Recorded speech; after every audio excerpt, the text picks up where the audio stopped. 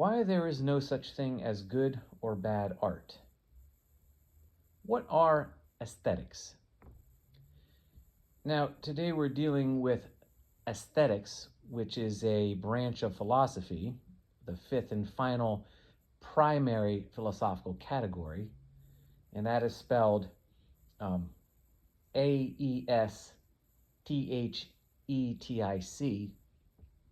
and that should not be confused with ascetic, Ascetic. Ascetic is a form of severe, how would I say this? A form of severe austerity. It's a way of life where one denies oneself any real form of indulgence. So you might find an ascetic community might be something like the Amish, or perhaps some particularly highly conservative branch of Islam. These would be ascetic type communities, communities that don't indulge in many things. They are severely disciplined to live as simply and as singularly of, in this case, religious purpose as possible. So that's ascetic. We're talking about aesthetics, which sounds similar, but it's quite different. So there's no such thing as good or bad art, at least not directly. So what exactly is art? I mean, ultimately. Well, art is an aesthetic, even I'm getting confused. Art is an aesthetic proposition. In other ways, aesthetics don't mean art necessarily, entirely. Art is an aesthetic proposition. It is one form of aesthetic expression. So art is one way of many that man, or humankind, reflects his values back onto the world. Aesthetics are inevitable and inexorable. In other words, they're not a choice. Because aesthetics being the final philosophical category, in all of the primary philosophical categories being corollary, aesthetics is a necessary philosophical expression of humanity. It's not a choice. So, and we'll get into this in more detail, but the 5 philosophical categories are metaphysics, epistemology, ethics, and politics. And when these are worked out in a practical or pragmatic sense, society and human beings will have a certain look or image to them. These things will be reflected. They will have a look. They will be observed to express themselves this way or that. That's the aesthetic component of the other 4 primary categories.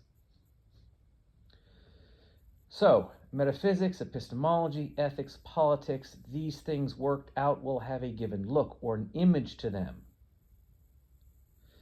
So art is, again, it's one aesthetic component. It's not all of aesthetics.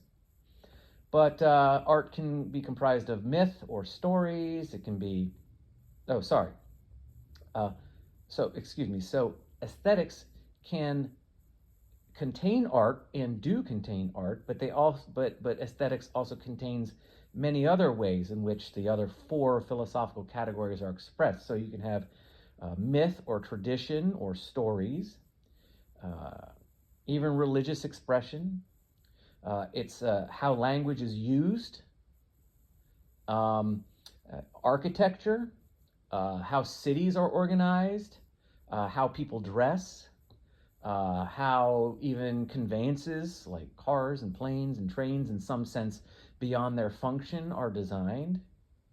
So these are all manifestations which fall under the philosophical category of aesthetics.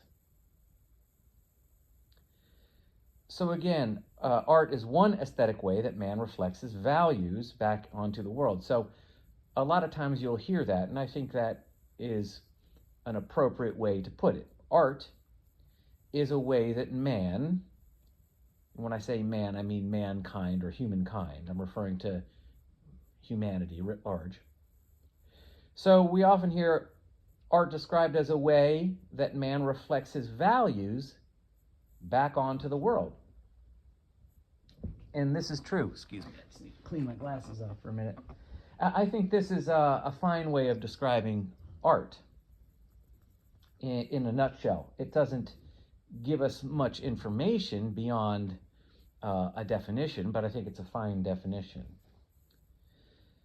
So what is art? Okay, well, art can be, of course, song or sculpture or literature. It can be things like design over function or form over function. So when like non-art becomes art, I remember there was a show on television called Orange County Choppers, where they would design these custom-made bikes, custom-made chopper motorcycles, and these were works of art, and they were intended thus. Now, they were drivable, but they were not the kind of motorcycle you would want to drive for a long period of time. It was more, these motorcycles were more intended to be form over function. They were artistic pieces that you could happen to ride around on. But that would be art. So it's when something that you wouldn't traditionally think of art becomes art because the form begins to matter more than the function. That's art as well. So let's talk about the 5 primary corollary philosophical categories to get a better understanding of what art is and why there's really no such thing as good or bad art per se, directly, meaning there's no such thing as good or bad art in a direct sense of those two terms, good or bad. So the first category is metaphysics. So category number 1. Now these are all corollary, which means they imply one another in the order I'm going to read them. So number 1, you have metaphysics. So this deals with questions like what is man? What is self? And what is man's environment? What is his universe? What is his reality? And what is the source? Meaning, what's the root of reality in man? What is the metaphysical primary? We might call this God, that from which all things are a function or at least implied. Number 2, we have epistemology. What is knowledge? Or less specifically, what is truth? And how does man apprehend knowledge? How does he know what's true from what isn't? That's epistemology. Now, following from epistemology, so you have metaphysics. And following from metaphysics, we have epistemology. And following from epistemology, we have ethics. And ethics is simply, how shall man thus apply his knowledge? And I say, not will, but shall. Meaning that epistemology correlates to a given application of knowledge. So it is how knowledge shall be applied according to its truth. That's ethics. So ethics is, how shall man apply knowledge? What is the practical value of knowledge? What is its purpose? Its application, meaning knowledge or truth's application, equals its relevance, equals its meaning, equals its, well, here, let me say it this way.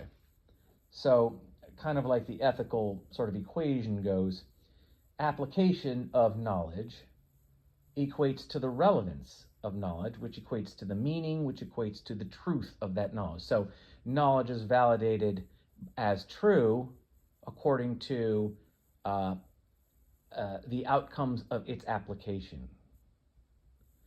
So, to put it simply, though, if we want to talk about ethics in a more simple way, It's simply how shall man act in service of truth, okay? How shall man apply knowledge really translates to how shall man act in service of the truth. That's ethics. Now, I almost want to make this one, one could make an argument that this could slot in between ethics and politics as perhaps a sixth fundamental philosophical category, but we could consider it a very important subcategory of ethics. But it could almost be a category itself. And this is values. So what are, when we say, I have my values? Now we know values are related to ethics. I would argue they're maybe even more corollary to ethics. But values, for the purposes of this discussion, we will say they relate to ethics. So what are values? If we say art is an expression of one's values, what are values? Well, values are the outcomes that man desires from the application of knowledge/truth. Or values are the intrinsic pursuit of a given outcome by the application of knowledge. That's values. Okay? And values, we'll say, is a subcategory, but a very important one, of ethics. So values relates to ethics. The fourth category is politics. Politics is simply how shall man socialize? So you have what is man? How does man know what he knows? What is knowledge? How does he apply this knowledge? And then we get to politics, which says, okay, well, how shall man socialize? How shall man then behave in the group? How shall he treat his neighbor? So the group being two or more people. How shall the group be organized? That's politics. And then finally, following from politics, we get aesthetics.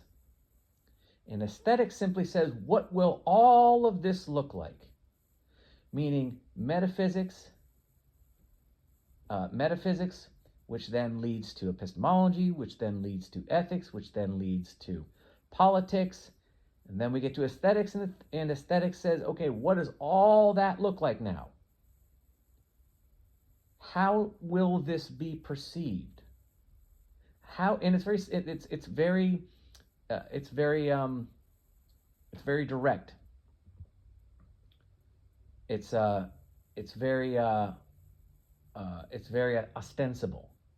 Meaning, how will this look? How will the senses perceive and process the other four categories being worked out in the world? What will it look like? Or sound like, that kind of thing. And art, again, is a small part of this. So aesthetics says, how will all of this look like? How will the metaphysics and epistemology and ethics and politics, what will they look like when they're worked out? And art is a small part, but important part of this. So aesthetics is the final corollary philosophical category. It flows from the other four. Okay, not the other way around. So notice that aesthetics and therefore art follow from the other four categories. So these philosophical categories being corollary in a direction from metaphysics to epistemology, they inform each other in turn, starting with metaphysics and eventually arriving at the final category, aesthetics. Okay. So let's back up and go to what we said. Okay, what did we say that a good definition of art was? Art is a reflection of man's values. Okay, so relating to what I just said about aesthetics following from the other four categories, we understand that values, meaning, okay, so art, this aesthetic component is a reflection of values, and therefore values must be present before art can be created and or understood and appreciated. So, in other words, said another way, art is a product of man. Man is not a product of art. And the reason why I emphasize that is because I was watching a video by a gentleman called Andy Edwards, who does videos, I guess the British might say cheeky videos on modern music, and he sometimes infuses a little philosophical thinking into his videos.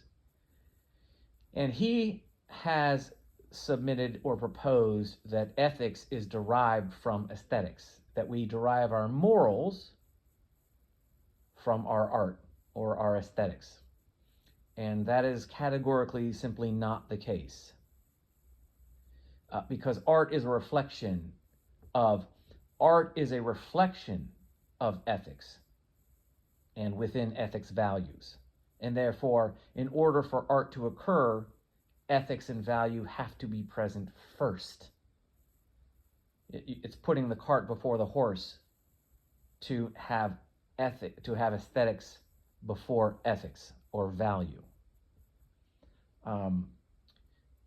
So what man observes does not dictate its value to him. Man gives value to what he observes. It's not the other way around, regardless of what the postmodern thinkers, the postmodern scientific determinists might try to tell you. Consciousness is an illusion, and therefore reality is dictated to it, and therefore our values are dictated to. This is not the case. This is simply not rational. It is completely inconsistent and contradictory to how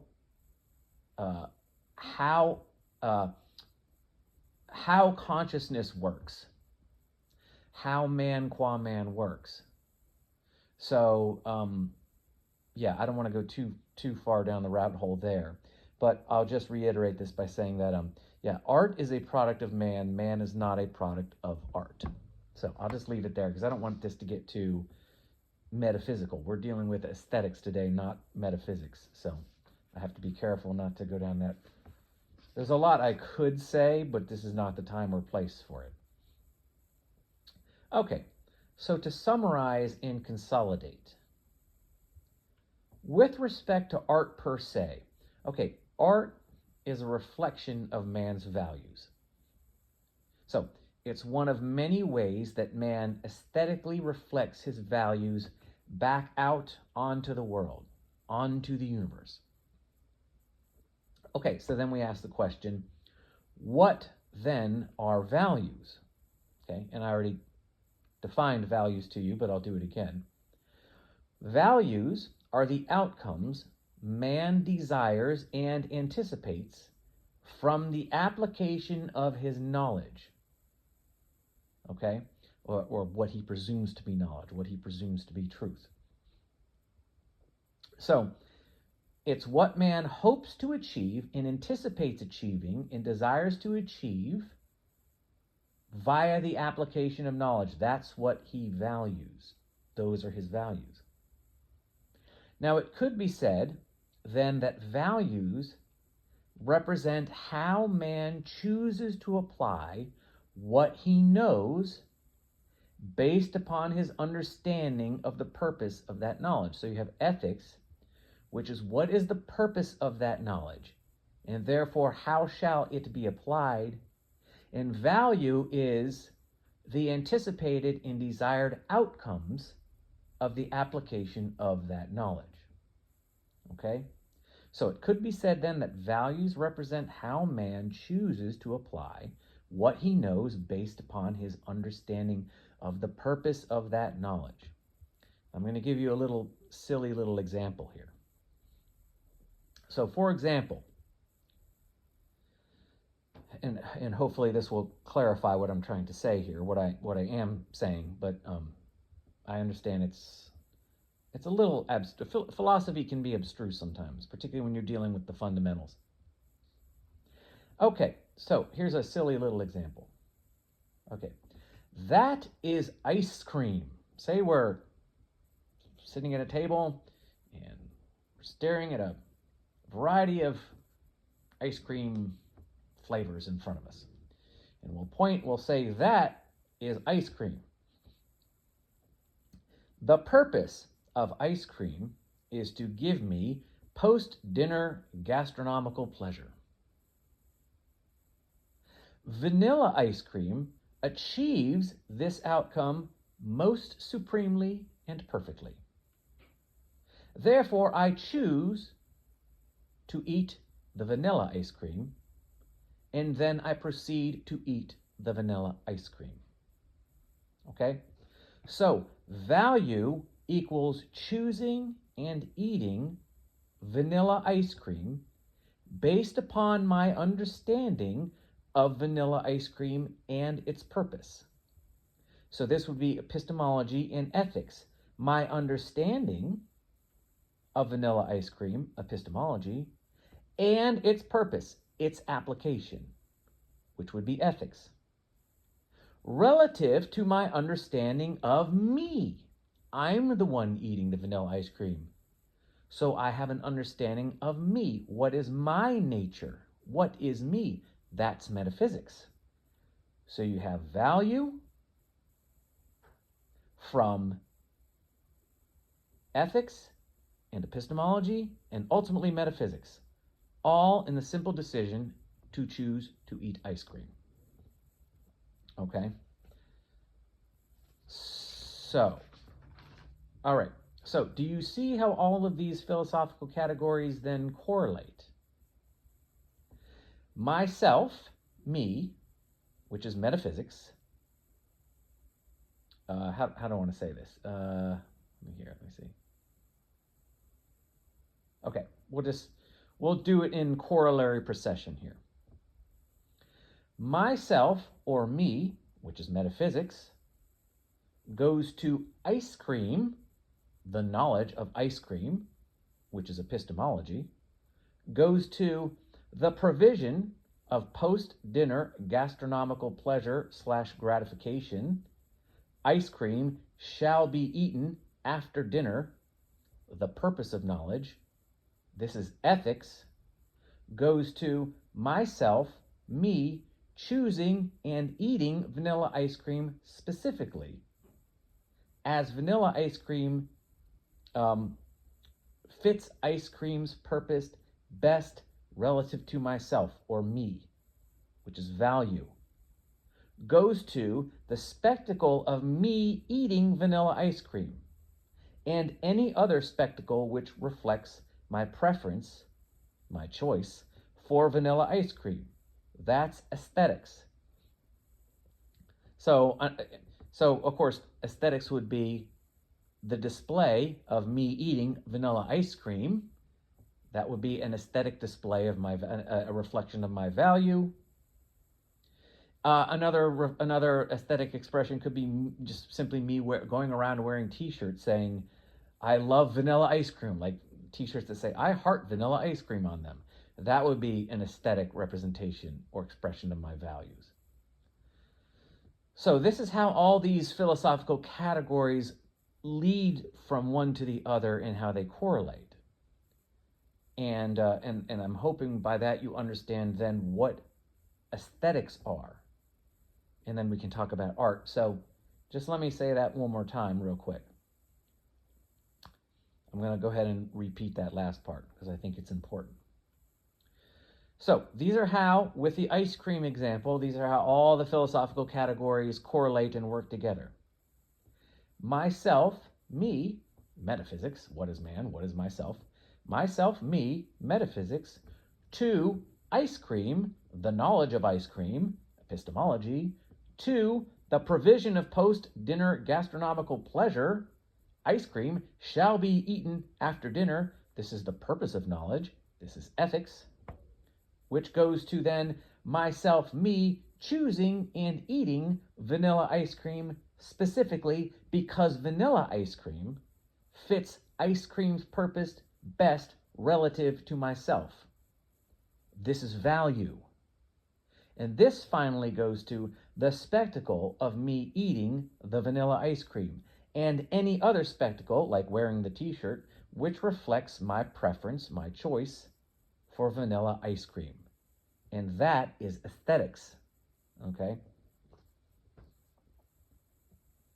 So now if we translate this to art specifically, it might go something like, we'll put it simply, like, I make this art and or I consume / indulge in this art, be it music, sculpture, theater, painting, because it most perfectly represents what I value. For example, rebellion, conformity, authority, subservience, order, chaos, light, darkness, hope, meaninglessness, etc. And thus, based upon what I know, what I can know and how, and thus based upon, sorry, not thus, this, excuse me. So, I make this art and or I consume or indulge in this art, music, sculpture, theater, painting, etc., because it most perfectly represents what I value. For example, rebellion, conformity, authority, subservience, order, chaos, light, darkness, hope, meaninglessness, etc. And this is based upon what I know or what I can know and how. And this is based upon what I am. And what I am now, okay, so your aesthetics are rooted in your understanding of your own nature, what you are. So, and what I am is ultimately either, and this is specifically dealing with the metaphysics, and what I am is ultimately either individual or some expression of a given collective. It's only one or the other. So, metaphysically speaking, man's nature is either himself as an individual or himself as an expression of a greater, more transcendent collective identity. You have individualism and you have collectivism. You have an individualist metaphysical primary or a collectivist one. There's only two options in the metaphysics. Okay? So I'm either myself individually or myself is an expression of a fundamental collective identity. So, the reason why I emphasize that is because what I'm trying to say is, yes, it is true that there is no such thing as good or bad art. Okay? Art is merely an aesthetic proposition which follows ultimately from metaphysics. But there is, so I say directly and contextually, yes, the statement is true. There is no such thing as good or bad art. However, there is such a thing as good or bad metaphysics. There is such a thing as rational metaphysics or irrational metaphysics. And thus, it's not that there's bad art per se. There is art which reflects bad metaphysics, a bad understanding, an irrational, inconsistent, cognitively dissonant understanding of man's nature and reality. And there is good art in the sense that good art is a reflection of a rational and conceptually consistent metaphysical interpretation of man and reality. So I'm going to stop there for them because what constitutes bad metaphysics and good metaphysics is a topic for another time. But I hope that was informative, and yeah, I think that'll do it, and I look forward to talking at you later. Okay, take care, man.